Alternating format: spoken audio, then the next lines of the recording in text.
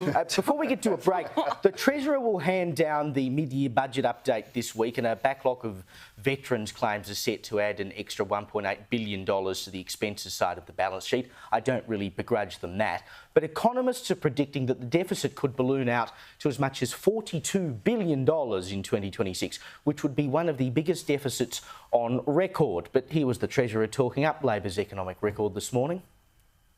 There hasn't been slippage in every year.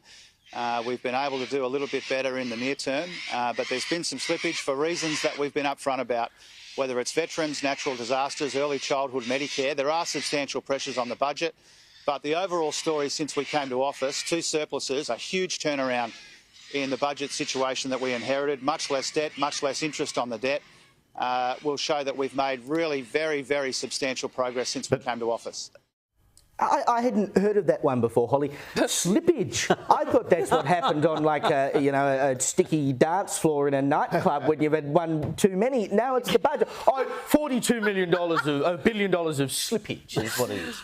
Honestly, I don't know how they're even saying this. I mean, they go out there, and I appreciate it's a campaign and it's politicians, but if there is an Australian out there other than the Bali Nine who've just got back that is currently better off than they were when this government came to office, I would like to find them. I cannot find them. There is none.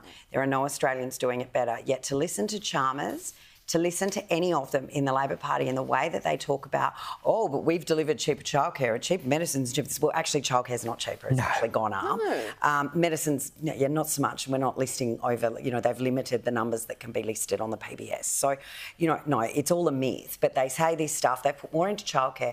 Whilst they continue to pay it as subsidies to providers, childcare fees are going to continue to go up.